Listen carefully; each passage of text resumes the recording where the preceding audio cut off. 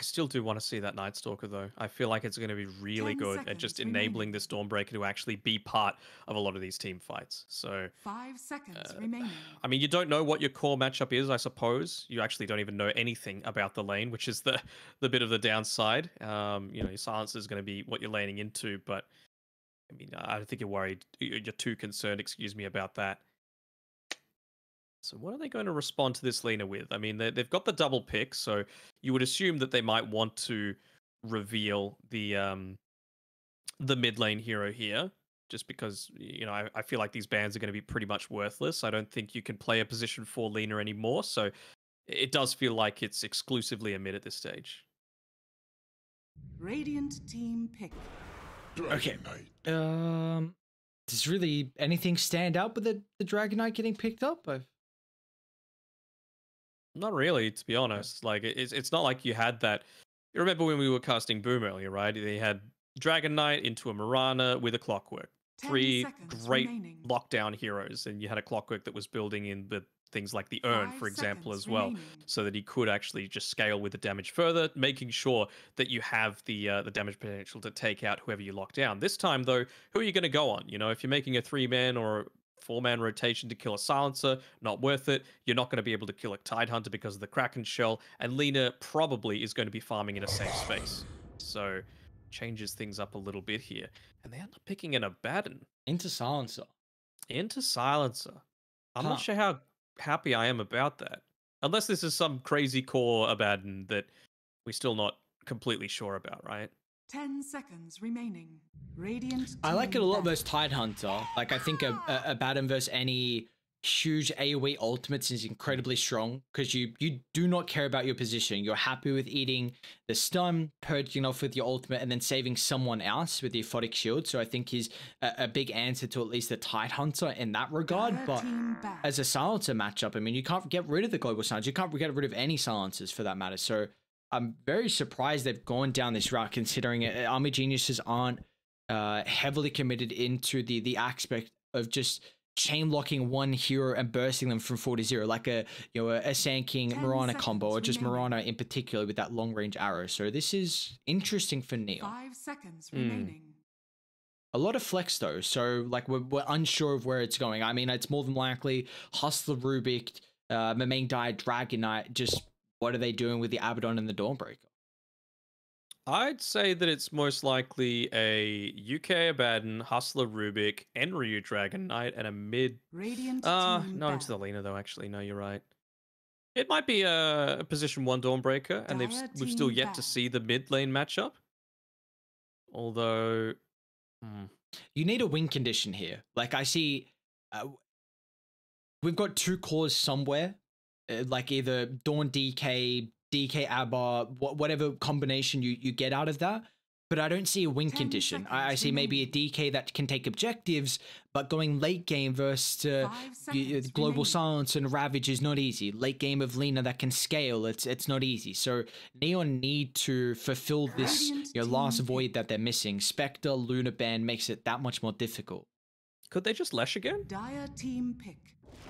I speak for the trees. That There's some global presence. I'm not crazy about it, to be honest. Okay. Like, in lane, it's going to be okay against the Tidehunter, but you can't really use your Treants to bully 10 as much because seconds he's got the remaining. Anchor Smash, assuming that this is a position 1 Nature's Prophet. 5 seconds remaining. So is it a 3 Dawnbreaker then? Is it a 3 Abaddon? They've got a good way to take towers for sure if you just have the 1 point in the Curse of Avernus plus a Nature's Prophet plus a Dragon Knight, that's for sure. Not super cooldown reliant. It's basically only the Dragon Knight really that they need to be playing around with that Elder Dragon form. Other than that, they can consistently be looking to make team fights happen and use their superior movement. What's left for Army Geniuses to pick up here for DB? Trying to see. Get the answer. It's going to be the Faceless Void. Okay, so they got a lot of damage on the outskirts for the Chrono. Another hero that's cooldown reliant. I don't know how much of a fan I am with the Void getting picked up, because I think now you're up against a lineup on Neon that have no cooldown dependency at all. Yeah, for sure. I mean, And it's against an Abaddon as well, right? Like, you're going to be able to dish out a little bit of save inside the Chronosphere. It feels like it's almost completely necessary that you catch out Palos inside this, inside the Chrono, right? Because if not, he can just sprout someone as well. Like, there's a lot of ways to be able to counter this out, and it's just given Hustler another ability that he can look to steal as well. So if you're able to take that away from DB, blink into the back lines of the team fight, and you know, disable Azura, Wami, whoever, if you're able to get Lina plus Snapfire inside your own Chronosphere, disrupt the damage that they're able to pump into a Chronosphere, I feel like you're in a pretty good spot. You were saying that you weren't too much of a fan of the Furon, so are you gonna try and tip the scale into Army Geniuses, or are you still going Neon to take the second game?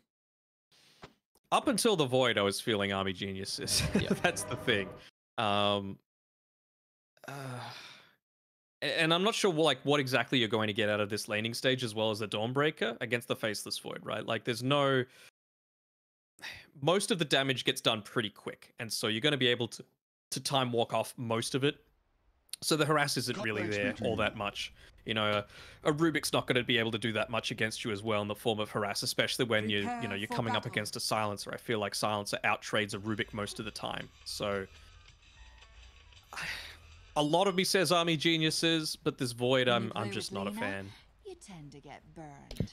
Yeah, honestly, I really don't like the Void pick at all. I think you're going up. You see a Furion, you see a DK, and a lineup where Neon can start to almost deathball in a way, with the Abaddon sustain and with the Dawnbreaker, that we've seen a lot of times go for a very utility-esque, just sustain support build. I don't know if that's going to be any different on a position 3 Dawnbreaker, but there is really no dependency on Neon for cooldowns, and I think that is something that Faceless Void has always had issues into. Just the Beastmaster's been his big counter because of that. So I think if Army Genius can get to the late stage, then I'd put my money on them. I don't think they're going to get to that stage though. It's going to be difficult for sure. Yeah. It's much more of an early game lineup here that Neon have. I mean, it is a little difficult with the Nature's Prophet, at least until he's level 20 or so, I would say, just because you are still squishy. You are still this kind of glass cannon. So it's going to be about the rest of his team trying to protect him, particularly the supports. You know, Hustler, is he going to be able to get a great steal off to be able to begin these team fights? Palace not putting himself in a really good spot here, getting a few body blocks off here is Wami. Yeah, they're stalking him as well. Varese and Lim looking to come on over. See how they try and set them up to success. At least a lot of resources burnt early. How was the bounty rune department? Yeah, so it was a 2 for 2. Nothing too crazy in that regard.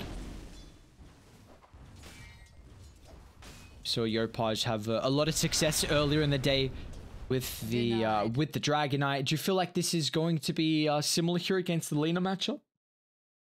I feel like it is. I mean, it's obviously going to be difficult melee versus ranged, but right now it's just about trying to get up those levels as quickly as possible. You're going to lose out a little bit on the last hits, but as long as you're not dying, I feel like you're going to be faring pretty decently here.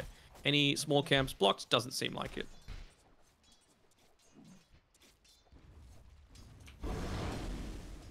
Do you feel like we are not going to see as much priority on blocking the small camps with the change that came through at 7.3E? I think it was 10% reduction. Yeah, I was thinking about it. It still feel like it's really damn effective though, especially against these heroes that are just so quickly able to clear it. Like, you know, the TA, the Lina, the Spirit heroes.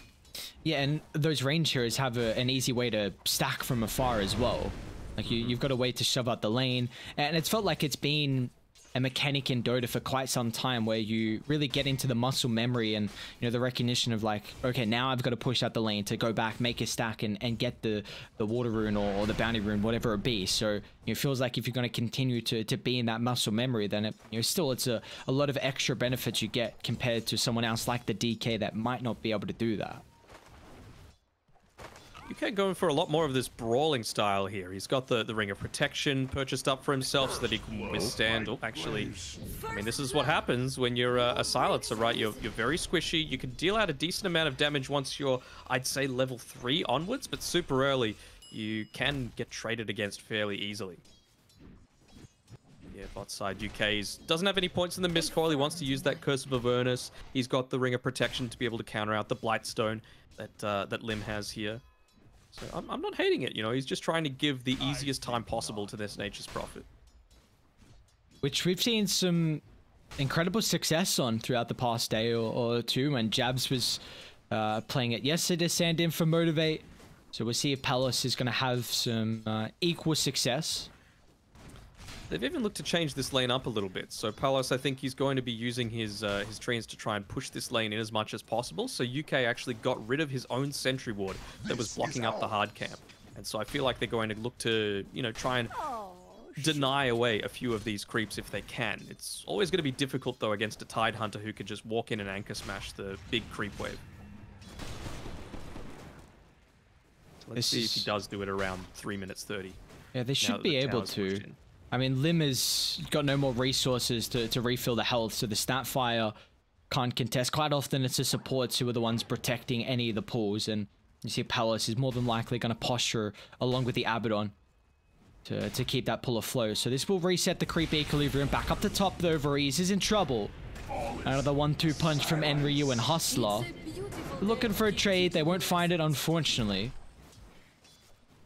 That was very Just hit up onto level 3, so they tried to make another kill happen, but still, it's against a Dawnbreaker, you know, very farmed. He might go down. Okay, UK just enough health back thanks to the miscore. They got ever so close with the minus armor, but UK standing hand in hand. Exactly what you need from your defensive 5. This is the thing, though, like on Army Geniuses, when they tried to make that play with getting rid of their the creep. Sorry, the camp blocking ward. Lim put everything into making sure that that lane was pushed out as quickly as possible. They're even going to kill UK. Oh my Hello, minus armor. Yeah, you want to go pop back again on Blightstone, like you did yesterday? I mean, I don't feel like that's just the Blightstone. No, it's not. Gosh, little Shredder, that kind of helps. Yeah. Yeah, it's a difficult. Make it 5 lane. seconds. 5 seconds, I feel like, is fine for Blightstone. It's crazy how it's 8. It's just so long. And what do you do in this lane? There's so much minus armor where you see they have to kind of recognize. I mean, Palace has not really brought out any extra stats. He's got an early wand, I suppose. Again, Varize. This is a difficult time at the moment for the Silencer. Are they gonna get any retribution? Enryu's got some one charges to play with, so make it out. Doesn't even need to. His TP just came back off cooldown, so if he looks to come in, maybe he can get the full spell combination onto Enryu. I feel like that would kill him. But yeah, I mean, it's not an easy game for the Silencer regardless. But still, like, I feel like you can't be letting this happen. Instead, he's just not wanting to feed more gold away. He goes mid, helps Azura out a little bit. Didn't even bring the boots of speed. Come on, man, step up your game. And we do see, though, at least for Army Geniuses, this mid lane's going exceptionally well. I'd be a bit worried from a potential rotation, but Radiant, I mean, the Abaddon is not the greatest support to help dive mid. Maybe just being someone who can tank up a tower, but, you know, nothing that can kind of enable the DK to find a kill. Until now, Fazura oversteps the mark for the power rune top. His spidey senses are tingling, especially with the positioning in the Observer Ward to scout out Hustlers. They're going to look to pounce, so they've got their own ward on the high ground, so with the Dragon Tail, and now this should be enough. Palace is even going to join the fray, just this +1 factor, enough to secure the kill. And now if they can keep the Catapult alive, this should be a very early tier 1 to boot. UK, he went and snagged the bounty rune. Lim nearly in position to be able to punish him for it, but he still at least gets the D ward. I think you're happy with that trade. If you're Neon, of course, you take out the mid laner. Sure, you give up that Observer ward, some valuable golden experience being pumped over to the supports, but it's Lina that you're mainly concerned about right now. TP's back to the bottom side on Palace. It's going to be another 30 seconds until he joins the rest of his team, but with this range creep, if he needs to, he could look to use the Wrath of Nature to help him out. What do you feel like is the next play from either team now? Like, we just saw so many heroes move to mid. Is it going to favor maybe Neon recognizing that a lot of TPs are on cooldown, or do you feel like Dire are okay with all the emphasis they put? I feel like Dire are okay with it. If I'm Neon, I want to make sure that while I can have the easiest possible use of my Solar Guardian, I want to just do it right now, right? Because you don't have Global Silence. The first one, maybe the second, is the only time where you're going to be able to get it off completely unopposed. So if I was them, I would be looking to try and make a play in onto this mid lane. I mean, they'll kill Lim, probably. Yeah, they will. Okay. Nice rat placement from Palace, and yeah, back into the tower they go. So, I mean, if they can kill Lina here, Dire's middle tower has fallen. very close to being hit by that Dragon Tail. If they connected on that, they would have absolutely used the Solar Guardian there to be able to finish off the kill. They might go connect to DB's lane, however. He does have Chronosphere. Looks like Palace is just taking a stack away from the jungle. Now, he is underneath multiple Observer wards, so he himself has to be cautious. He doesn't have too many heroes nearby. I guess they're worried. No Lina's here, though. Looks like Palace will be brought down, so a little bit more greedy with his farming pattern. It's going to be penalized in our top lane as well. They get a kill.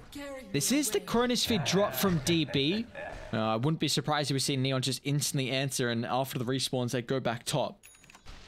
Yeah, I mean, this is their little window that they can actually look to go onto the Faceless Void. Let's see how he looks to react. He can see their death timers. In about 15 seconds, he needs to back up and start farming a bit more safely around his vision as Mamang Daya makes the rotation top. Palace, of course, can join at any time. Same sort of thing, and there it comes. Lifts. Solar Guardian out. Perfect chain lockdown. Oh, it's beautiful from Neon. Now they can transition that into another pickup on Varese. 4 deaths on the silencer. I mean, a hero that's ever so reliant on your positioning, and we're seeing why, is heavily punished. It is dragging them further away from at least the objective on the tier 1, but they're happy just putting them further and further in the grave. Another death on the support, and now Wami is completely solo. I mean, you're a beefy man with the hood, but you've got no mana to utilize for a potential turn with the Ravage and any extra TP reinforcements. So Wami is just free food for Neon. Yeah, and Palos, even just those Maelstrom procs doing a lot of work against the Tidehunter, forcing that early use of the Hood of Defiance there. They'll be able to claim a second tower for themselves. So really hitting all the key timings that they needed. And, you know, I don't want to flame too much, but it seems kind of obvious, right, with DB. He saw exactly how long it was until these heroes were coming online.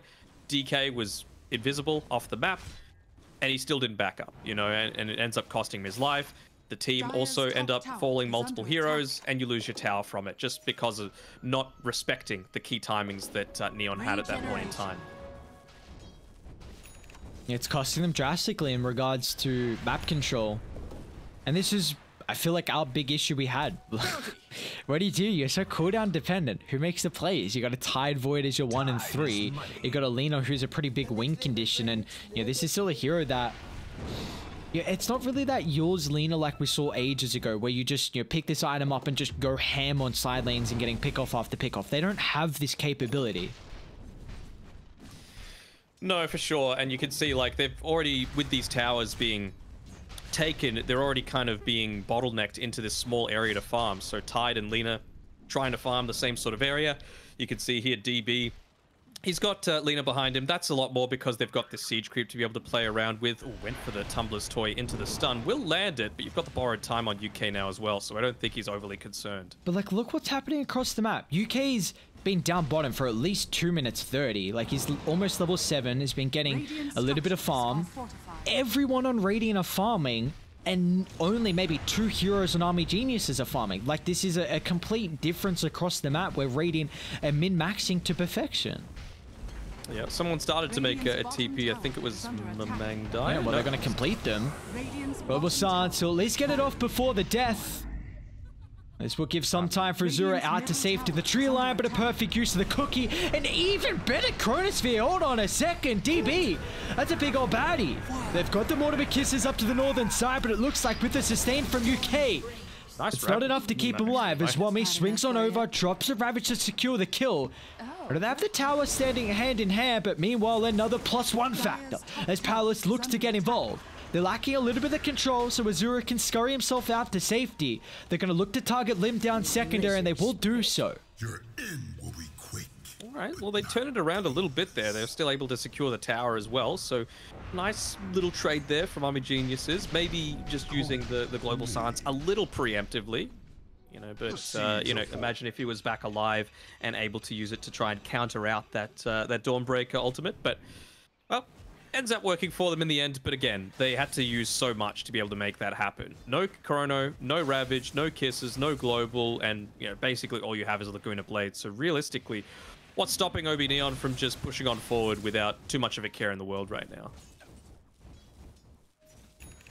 Would you like to see them use maybe an X smoke to get some deep vision down to enable a tower siege, or do you feel like they don't need to do that? Just get a pick off and then just brute force down one of the objectives. Yeah, I feel like pickoff's the way to go about it. I mean, UK is not making it easy considering he's walking around outside of the smoke there, but you know, they can just take this aggressive farm as well. That's the other side of it, right? They know they've got a good, what, 30 seconds to a minute where they can just play on the enemy side of the map and again force them to just slowly creep further and further behind, considering, you know, Void and Lina and Tide are pretty farm dependent in order to, you know, actually have a decent impact. Radiant. Be surprised if you see them offer for a smoke. A blink just completed on my main Dire. Prime target is Azura. They've got the jump. Varese standing hand in hand, but unfortunately Silencer. Nothing like an Abaddon when you can provide that defensive aspect as Hostile picks up a double. You were highlighting in the draft that my guy on the Rubik is a scary prospect, and you know, he's already got a Blink Dagger completed. That's not even a naked blink either. It's with an arcane boot, so he has plenty of assistance for the rest of his team. I mean, next time these ultimates are available, he can now be playing a whole lot further back. And might be able to secure that arcane rune for himself if he does so desire. But yeah, he's just going to be playing around that Faceless Void, looking to try and counter that. To be able to lock down the rest of his team from being able to have an impact. Yeah, and we were speaking about through like the first two heroes that would pick the Silencer and the Tide. We're like, yeah, the ult is a greater steal, but how realistic is it going to be for Hostile to get those ultimates? But instantly followed up by that, it was a Snapfire Lina, and they are some great heroes to steal abilities from. Like literally anything that's a nuke, stun, and ways to push waves. I think a Rubik really only thrives when you have a guaranteed ability that you can also farm with the Fade Ball, because then you just get so much farm, and is a hero that can do a lot with net worth.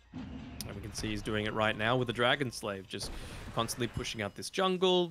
I mean, have a look at what Dire's vision looks like. It's very minimal, just basically around their triangle and a tiny bit of a deep observer ward there. So there's not too much area that they can look to play around. You know, they haven't taken more than the bottom tier 1 tower, and that's realistically the very easiest tower in the entire game to take. It's going to be a lot of commitment here from Army Geniuses. I think their next Chrono has to be huge in regards to... They got to get an objective out of it. Like, you are starting to lose in the net worth regard. I mean, it's just continuing to grow from Neon with how much farm they're getting across the map. And I mean, again, it has to be said, it feels like all 5 of their heroes are getting something, whereas Army Genius are just running like a, a headless chook at the moment to, force an engagement to bring themselves back in fighting shape. It's very aggressive TP coming out from Palos there to be able to start the push in onto that top side. Wanted to make sure that the Treants were there to be able to protect against the siege creep hitting in onto the tower, but it felt like it was a little bit of a bait move. Now the fact that Wami's TP'd up towards the top side, wouldn't surprise me to see them group up and maybe go for a play around this mid lane instead, or pick up a hero that might be farming in the mid lane and then convert into that tower. Yeah, we were speaking about that. I think Army Geniuses, if they can head to the later stages, they'd feel a lot more confident with the position. But do you feel like Neon are happy with the rate of this game? Like, yes, you got a 4,000 net worth lead, but they haven't been able to really force a fight throughout the past couple of minutes. Yeah, I mean, I feel like it's okay, just considering you were waiting for a few of these bigger timings. Like now you've got, I believe, is the Solar Crest finished on the Abaddon? No, not quite. He's only got the crown component, but Blink Dagger on the Rubik. BKB, it feels like, is the big thing right now for Enryu. Like, it basically means that you only need to be worried about the Chronosphere and the bash damage that comes from it. So if you're able to avoid that, you're in a really good spot. I think DB has at least been able to pick up some of his farm as well. Second item completed with the Maelstrom, so It's also level 12, sitting too far behind in regards to the net worth. Has been able to pick himself up. But it's going to be the question of, again, these are... You have to get as much possible done with your ultimates. If you only get 1 kill, maybe 2, and if they're only on supports, then instantly Neon will respawn and take objectives, like we saw earlier on when they took the T1 tower top. But I guess, like, Radiant, they've had this blink on Main Die for quite some time. Even Hustler's blink as well. So I know you were saying, like, this BKB is very important for Enry, which I firmly agree with. But I wonder if they are still kind of kicking themselves the fact that they haven't really gotten really any pickoffs, I think, with the double blink. Especially, like, prior to the BKBs coming out from Army Genius's side, right? Like, a Tidehunter's always going to be able to shrug it off for the majority of the time. Oh, no. You can't give this one up. This is a great move from Army Geniuses. You would not expect this at all. I mean, they've got very deep wards on Raider. They see no one. They do. Yeah, so they actually... The reason that they're doing this is that they had an observer ward up on this high ground to the left of their shrine, and they just saw 4 members of Neon just walking slowly to the right-hand side, and, they didn't show up anywhere else on the map. So realistically, where can you go if you're walking to the right side? You can either be waiting in the lane, you could be looking to push the wave to take the tower, or you can be in the triangle. So they just choose to go to the opposite side of the map. What objective is there? It's Roche. So really good presence of mind there coming through from Army Geniuses to make sure that they can take that. I think taking away the Aegis advantage is going to be huge as well against... Hold that thought. Just wait and see if a fight breaks out. DB and Wami kind of standing hand in hand. They're going to be pretty reliant on DB to start the fights, considering the Tide doesn't have Blink, which...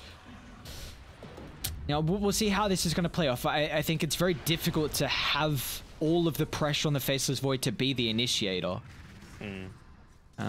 Yeah, I was just going to say that I think it's huge that Dai were able to find the Aegis, because any extra life is a huge way to counter your big cooldowns like the Chrono and like the Ravage. And if Neon took one fight, you got to pick off, they could instantly just walk into Roche and then have a big way to kind of end this game at a rapid succession. Even just the ways that they can look to counter this more pick-off style, right, from Neon, just to be able to have that on your Faceless Void. It means that he can position himself more aggressively like he is around the Radiant Outpost right now. And even if he gets taken out once, he's got enough survivability that he should be able to, stall out the game a little bit. And outside, they were considering maybe dropping the Ravage onto Hustler there on Wami. Not going to do it, but it allows the rest of the team to be able to connect through to you as well. So that is now the Aghanim Scepter, I believe, completed for your Tidehunter. You're able to combine that together with an Aegis Chronosphere on your Faceless Void. Maybe he wants to wait for the BKB. Wouldn't surprise me if he did. But things are becoming a lot more difficult now for Neon. Once those BKBs are available, the pick-off potential becomes a whole lot less worrisome, at least in my eyes. Do you think Tide is not playing off the Blink just because of the counterplay from the Abaddon?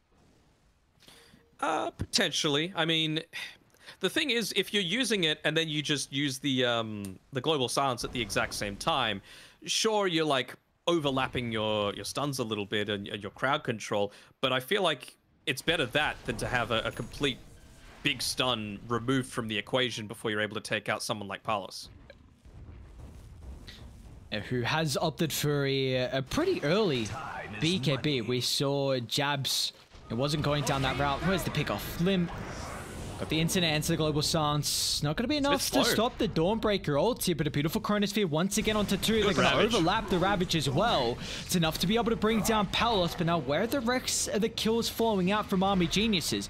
Mumeng Daya, a defensive BKB, is out to safety. Simultaneously, Enryu does pick up a kill before he gets out scot-free. So, a 3-for-1, and Army Geniuses, they are delaying this game, so they have to be pretty comfortable with the position they're in now. They do. I mean, they've clawed back a 7k lead to 3,000 with those few kills. They've still got the Aegis for the next minute and a half, getting much closer to be able to pick up the BKB for DB. I'm not sure if they'll be able to get it in time. Actually looking to dive in super deep here. I think they can be content with just taking the T1 tower. Can they get this? They've got Glyph on Radiant. Radiant structures. I think are they Yeah, can. too long to the respawn. Palace. Jesus, Palace gonna tip you on the back line. BKB still up and ready. He's already taken a lot of health before Bashes. utilizing this, and now he's got to be careful because the bash is raining in from DB. He's going to time walk aggressively, which is instantly answered from the telekinesis. As the first life taken care of for Zero, still looking to do the dirty work, but he can't get the kill on Palace, and now with the BKB expiring here, the Lina is in trouble. Cookie to reposition, but DB and Wami pushing them further and further back, but it's not going to matter. Hustler and Ryu combined together to pick off Azura, and now they're going to look for the Snapfire as well, as the Ryu core Dawnbreaker is too much for them to deal with this game. A double for your Dawn, and now they're looking for more blood as well, as they sense it in the waters. The Tide, nowhere to run, nowhere to hide, as Palace and Co surrounded by the outpost. Man, this is one of those games where it really is showing the fact that they have no real way to get in onto the backlines outside of this Faceless Void going in super deep. He made full use out of the Aegis, which, you know, is admirable, but if you're not able to actually catch someone, if you're not able to land this great Chronosphere, Hustler is just having completely free team fights. Like, he is getting off so many spells, he's lifting people up, he's disrupting any kind of deep engagements that Army Geniuses are trying to get off here. Dire's middle And tower just is under attack. wait till he's got Aghanims completed. It's just going to get that much easier for him to, you know, flourish in these team fights. So, He's got the Light Strike Array as well. oh yeah. Very effective. Well, they have Chrono up. They've got Ravage up as well. So, Dire's middle tower is a under fight that attack. they take when they don't have ultimates is going to be a fight where they are, Radiant are scanning. you're not in a probability to take it. I mean, you now have to play off really the back of your items just excelling and potentially just outplay potential. But, you know, we saw Regeneration. how Neon can really utilize the disadvantage that, you know, Army Geniuses have in that regard. Yeah, for sure. He's looking to full-on commit to the Axe first. He bought up the Ogre Axe. Initially, I was thinking, well, maybe he'll look to go into that BKB just so that he's able to immediately remove the effects of the Global Silence and maybe try and steal it back for himself to be able to dodge out a Blink Ravage on top of him. But again, it's one of these situations where you still don't have that Blink Dagger on Wami. He's opted for a Ghost Scepter instead. Something very unorthodox that we would see on a Tidehunter. Dire looking to take the fight. Smoke up. They've run into the Abaddon. Forced to drop a very early ult, but the rest of Radiant converging in the vicinity. They jump the backline. Oh my lord, they've got the stun. Azura's in trouble. A beautiful start to the fight here from Neon. They need to find DB. But main Dire scats him out of the backline. Make sure they Delta split away. You cannot group up versus the Ravage or the Chrono.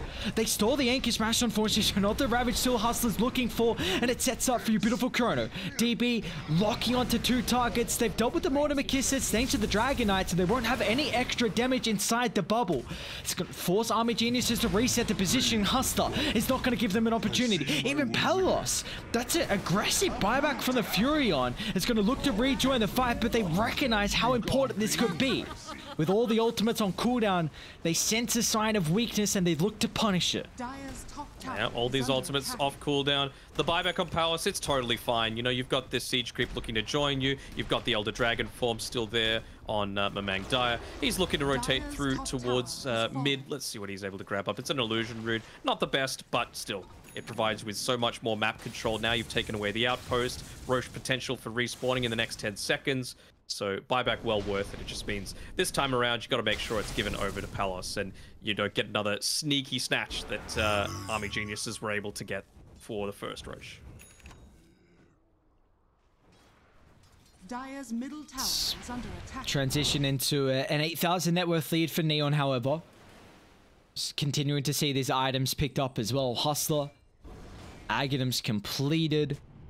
Are there any other big items that they're soon to be picked up on the side of Radiant? I mean, Enryu's got 3,400 gold, so he's very close to the Shadow Blade. Radiant, no, it's the Silver Edge really for Army Geniuses. That's the big thing that they're trying to play around a little bit here. If you're able to, you know, get the initial burst onto an Abaddon, he needs to have the presence of mind that he needs to manually use his borrowed time as well, so you can actually look to take him out before that's used.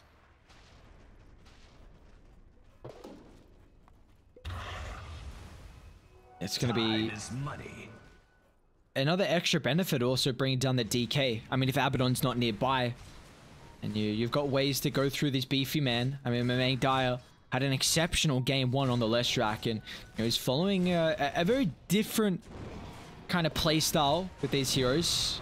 They're going to look to start the fight. Chrono on cooldown for another 20 seconds. They're going to be cautious in the choke point. They haven't found a perfect opening. The ultimate's about to come back up shortly. Oh no, they stole Gosh. Pretty deadly. Oh, they even got the psychic headband. I wonder if that's being given over to Hustler. Might have that being sent out to him pretty shortly. But now when you have a farm Rubik like this, you're like, holy crap, like, yeah, this hero is actually really strong. We've got to get to this stage, and he kind of feels like a bit of a wet noodle. Ultimate's back at the ready.